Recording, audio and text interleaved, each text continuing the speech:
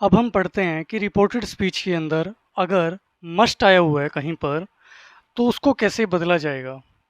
Must को कैसे बदलेंगे? अगर वो जो मस्ट आया हुआ है वो at the moment of speaking, जब हम बात कर रहे हैं उस समय पर किसी नेसेसिटी को, किसी आवश्यकता को, ज़रूरत को या कंपल्शन को बता रहा है, मजबूरी को या बाध्यता को बता रहा है, कंपल्शन को या किसी परम आवश्यकता को बता रहा है।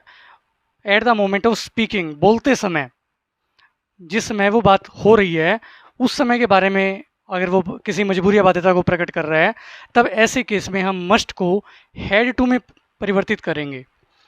जैसे he said Sita must go at once, उसने कहा कि सीता को अभी के अभी तुरंत चले जाना चाहिए।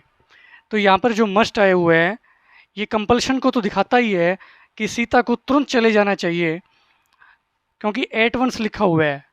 जिस समय की ये बात है उस समय जब उसने कहा तो उसी समय वो ये कहना चाह रहे हैं कि अभी के अभी उसको निकल ही जाना चाहिए। तो उस टाइम पर यानी बोलते समय at the moment of speaking compulsion को दिखा रहा है ये मस्ट, और ये पास्ट की बात है। इस वजह से हम इसको मस्ट को हैड टू में चेंज कर देंगे, यानी ही सेड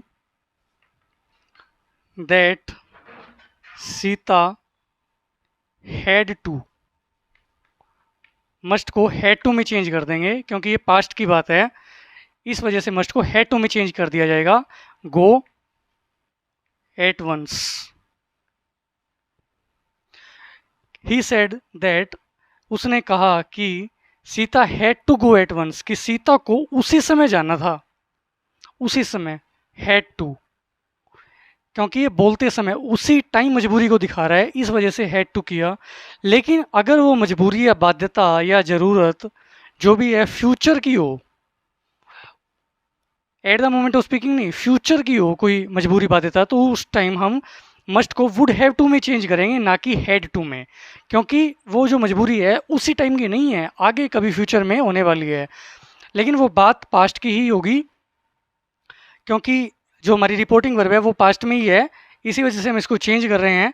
तो एक्चुअल में तो वो हमारे लिए तो पास्ट बात जो है ना वो पास्ट की ही है, तो इसलिए हम जो है उस मस्ट को या तो हैड टू में या वुड हैव टू में चेंज कर रहे हैं। हमारा चेंज करने का पर्पस सिर्फ यही है क्योंकि जो रिपोर्टिंग वर्ब है वो पास्ट में है। तो मस्ट जैसे इस सेंटेंस में आया हुआ है कि he said Sita must go after a week.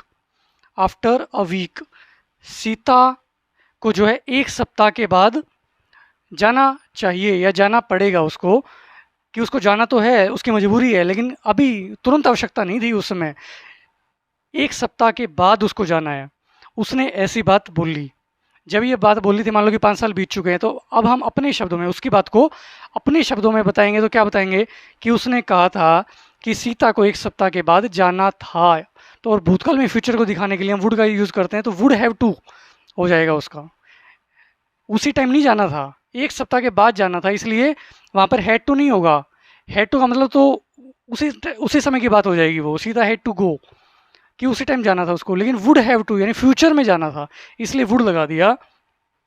तो इसका कर देंगे हम he said that Sita, must को बदल देंगे अब वुड हैव टू में, would have to go after a week, कि सीता को एक सप्ताह के बाद जाना था या जाना पड़ेगा, उसने ऐसा कहा। प्रोहिबिशन के केस में भी या परमानेंट रूलिंग हो कहीं, प्रोहिबिशन क्या होता है? मनाही, मना कर देना, या परमानेंट रूलिंग की बात हो, कोई नियम है, पक्का नियम है, तो उस केस में हम मस्ट को बदलते ही नहीं है, नो चेंज, उस केस में कोई परिवर्तन नहीं करना।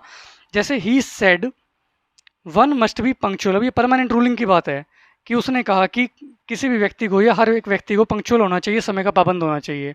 तो ऐसे केस में हम इसके अंदर मस्ट में कोई चेंज नहीं करेंगे, ना तो हैड टू करेंगे ना ही वुड हैव टू करेंगे, इसमें मस्ट का मस्ट ही रहेगा। क्यों? क्योंकि ये बात हमेशा ऐसे ही रहने वाली है कि वन मस्ट बी पंक्चुअल, हर किसी को पंक्चुअल होना चाहिए, ये बात हमेशा ऐसे ही रहने वाली है।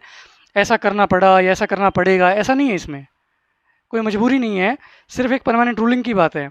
तो इस केस में हम क्या कर देंगे, ही सेड ये कोमा हट जाएगा, ये डबल इन्वर्टेड कोमा हट जाएगा और यहाँ पर कंजक्शन दैट लग जाएगा। बस यहाँ पर दैट लगा देंगे, यहाँ पर दैट हो जाएगा कि he said that one must be punctual, बस बन गया। इसी तरह से ये है कि he said one must not touch electricity, कि किसी भी व्यक्ति को बिजली को नहीं छूना चाहिए, बिजली की जो बेयर वायर है उसको टच नहीं करना चाहिए, जो लाइव वायर है। तो ये प्रोहिबिशन की बात है, मनाही है, ऐसा करने की मनाही है कि बिजली को हमें टच नहीं करना चाहिए, ऐसा करने से हमारी जान जा सकती है। तो इस केस में भी हैड टू या वुड हैव नहीं करेंगे, इसमें मस्ट को मस्ट ही रहने देंगे, यानी नो चेंज। तो इसमें भी कुछ नहीं करना, कोमा या डबल इन्वर्टेड कोमा हट जाएगा और यहाँ पर क्या कर देंगे हम, दैट का यूज़ कर देंगे कि he said that one must not touch electricity. तो इस तरह से आप जो है मस्ट को चेंज कर सकते हैं रिपोर्टेड स्पीच के अंदर।